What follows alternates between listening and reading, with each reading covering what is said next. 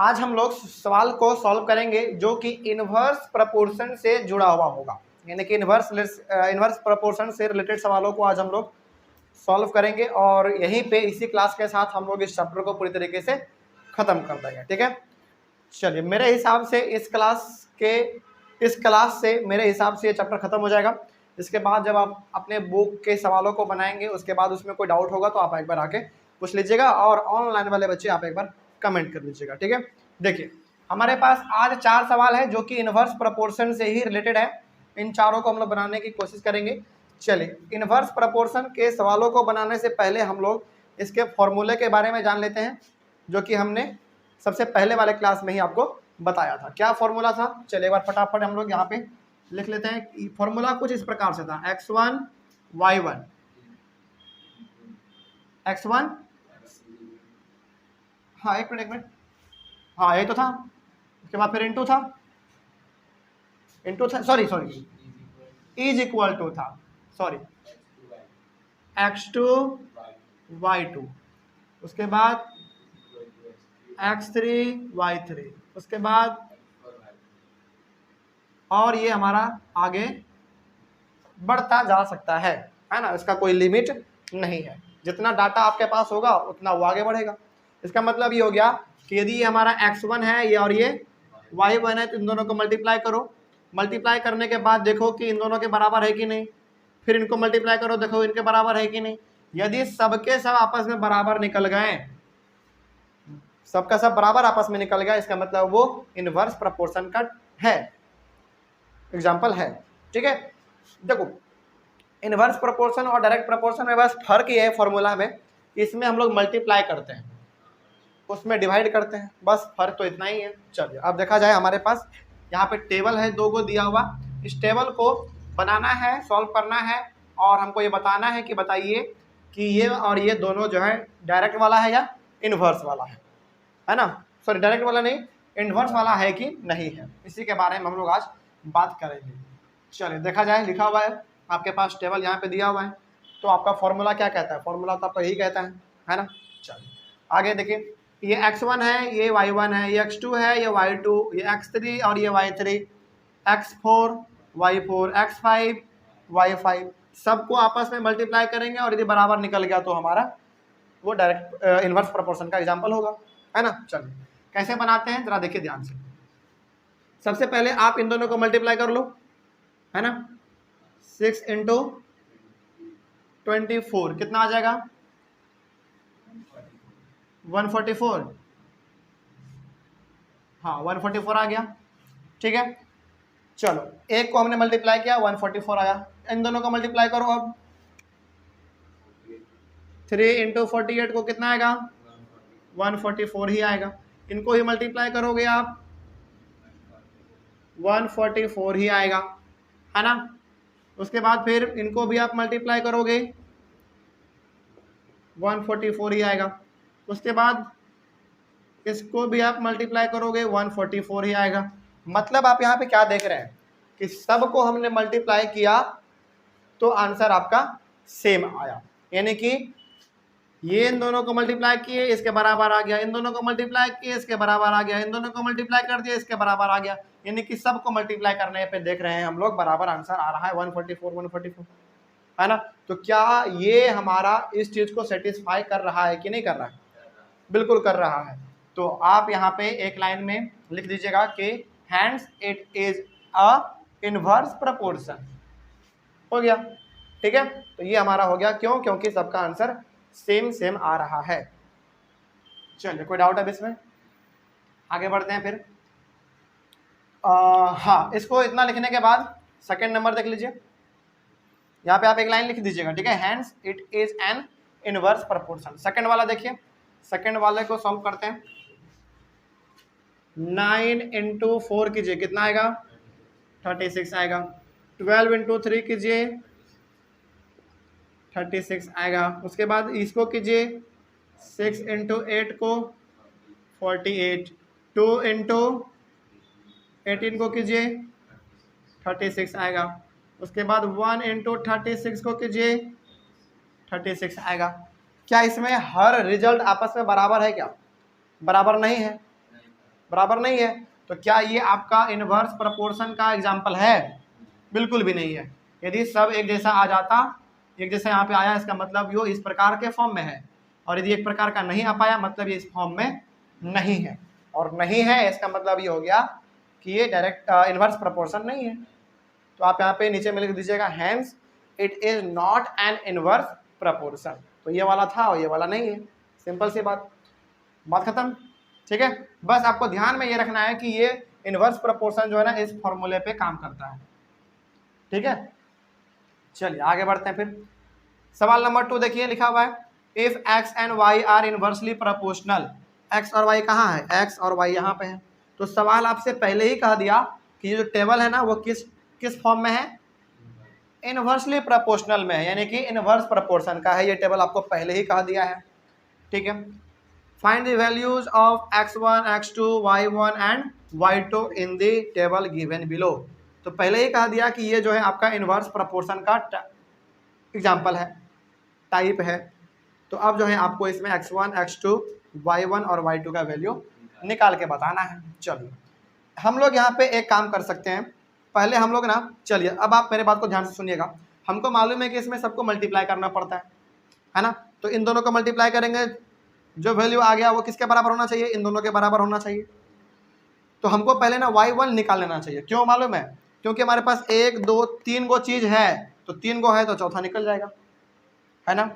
और जब ये निकल जाएगा तो इनको और इनको एक साथ कर लेंगे, और ये वाला जब निकल जाएगा तो फिर इनको और इनको कर लेंगे हम लोग एक साथ। ठीक है, चलिए सॉल्व करते हैं। तो सबसे पहले आपको इन चारों को एक साथ करना पड़ेगा। चलिए देखा जाए ध्यान से, सॉल्यूशन इसका हम यहाँ पे बना दे रहे हैं। कितना है? 12 इंटू 8, इन दोनों को मल्टीप्लाई करेंगे वो किसके बराबर होगा? 16 इंटू y1 के बराबर होगा, क्योंकि सबका सब हम लोग इसी फॉर्म में लिख रहे हैं, है ना। चलिए देखिए ध्यान से अब, चलो मेरे हिसाब से ना मल्टीप्लाई मत करो, हालांकि है कर सकते हैं, बड़ा आसान, चलो कर ही लो। 12 8 जा 96 होता है, 96 बराबर इसमें ये 16 है, मल्टीप्लाई में इधर आएगा तो डिवाइड में आ जाएगा, बराबर y1। चलिए अब जरा हमको बता दीजिए 16 के टेबल में 96 कितने बार में आता है या फिर नहीं? 6 बार में आ जाता है। हाँ 6 बार में आ जाता है, बिल्कुल सही, 6 बराबर y1। तो आपका जो y1 का वैल्यू था वो कितना आ गया? 6 आ गया। पहला क्लियर है ना, आगे बढ़ते हैं फिर। पहला क्लियर, आगे बढ़ते हैं। उसके बाद अब जब ये हमारा आ गया है तो ये हमको मालूम चल गया, ये तो ऑलरेडी दिया हुआ है, ये निकालना है, ये पता है हमको, तो इन सबको एक साथ कर लेते हैं हम लोग। ठीक है, चलिए देखिए ध्यान से, हमको करना पड़ेगा 16 इंटू y1 का वैल्यू आपने निकाल लिया है 6, तो 6 आप लिख सकते हैं यहाँ पे, बराबर x1 इंटू 4, क्योंकि x1 का निकालना है वैल्यू। चलिए 16 6 जा कितना होता है? 16 6 जा 96 होता है, और ये अभी हमारा किस में है? मल्टीप्लाई में, इधर आएगा तो डिवाइड में, बराबर x1। चलिए अब इसको हम लोगों को करना पड़ेगा डिवाइड। तो 4 के टेबल में 8 आता है कितने बार में? 2 बार में, तो 24 नहीं, एक बार ध्यान से देख लो पहले, 1 16 24, हाँ वेरी गुड, 24 बराबर x1, यानी कि x1 का वैल्यू आ गया आपका 24। चलिए आगे बढ़ते हैं, हो गया y1 x1 का वैल्यू निकल गया, यानी कि ये वाला और ये वाला हमको पता चल गया। अब हमको करना है ये वाला, तो जब ये पता चल गया तो अब इन चारों को एक साथ कर लो, है ना। चलिए करते हैं इन चारों को एक साथ हम लोग। x1 यानी कि 24 इंटू 4, ये बराबर होगा किसके? x2 इंटू 16 के बराबर होगा। चलिए मल्टीप्लाई मत करो क्योंकि थोड़ा सा बड़ा आ जा रहा है, तो रहने दो उसको वैसे ही। 24 इंटू 4 डिवाइडेड बाई 4 को अच्छे से लिख देते हैं, डिवाइडेड बाई 16 बराबर x2। चलिए ये तो हमारा 4 1 जा 4, 4 4 जा 16, और 4 से कितने बार में? 6 टाइम्स में हमारा कैंसिल हो जाएगा, तो हमारा आ गया, सॉरी 6 बराबर x2, यानी कि x2 का वैल्यू भी हमारा 6 आ गया। कोई दिक्कत समझने में? चलिए एक और हमारे पास बच रहा है y2 को निकाल लेते हैं। y2 को निकालना है, इसका मतलब हमको इन चारों को करना पड़ेगा क्योंकि सब तो बराबर ही होता है। तो x2 का वैल्यू मतलब कितना, 6 इंटू 16 बराबर 48 इंटू y2, 48 इंटू y2। चलिए 6 को इधर रहने ही दो, 6 इंटू 16 रहने दो और इसको डिवाइड में लेते आओ, बराबर y2। चलिए 16 से कर लेते हैं डायरेक्ट, 16 1 जा 16 और इस 16 के टेबल में 48 कितने बार में, 3 बार में, और ये 3 1 जा 3, 3 2 जा 6, यानी कि कितना आ गया आपका 2 बराबर y2, यानी कि y2 का वैल्यू आ गया टोटल आपका 2। कोई समस्या है इसमें? चलिए आगे बढ़ते हैं, कोई समस्या नहीं है तो ये हो गया आपका इसका वैल्यू, ठीक है। चलिए तो इसमें आपसे पूछा गया था x1 x2 y1 और y2, तो 1 2 3 चारों चीज हमने यहाँ पे निकाल के दिखा दिया, हो गया बात खत्म। चलिए आगे बढ़ते हैं। सवाल नंबर तीसरा देखिए ध्यान से क्या लिखा हुआ है। सवाल नंबर तीसरा कह रहा है कि if 45 man can do a piece of work in 49 days, यानी कि कोई भी काम है, काम वो कोई भी हो सकता है ना। तो एक काम को जो है 45 आदमी मिल के करता है कितने दिन में, 49 डेज में कर देता है। मतलब कि सपोज कीजिए कोई भी एक काम हो सकता है, वो कोई भी काम है उसको 45 मैन मिल के 49 डेज में कर ले रहा है, ठीक है।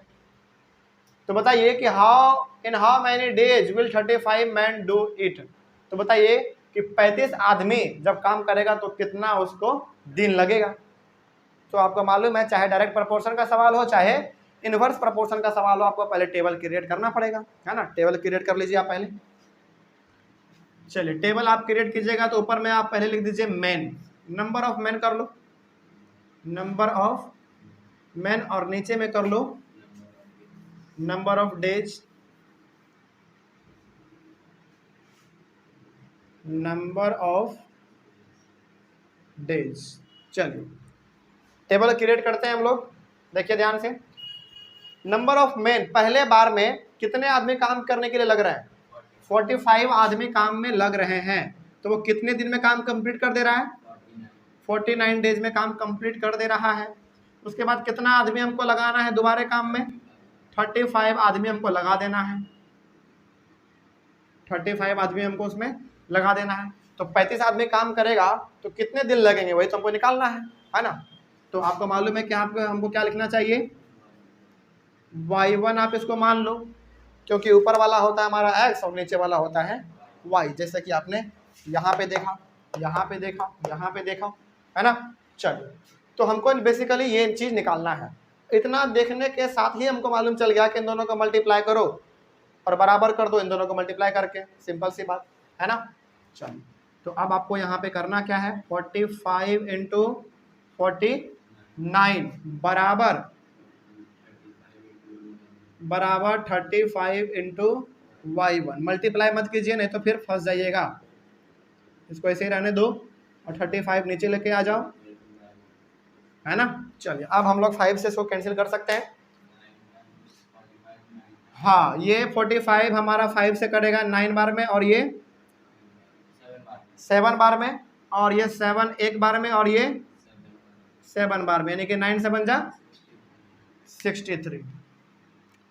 63 बराबर y1, छोटा सा लिख देते हैं y1, हो गया। इसका मतलब y1 का वैल्यू 63 आया। ये कि आपको क्या बता रहा है बताइए हमको,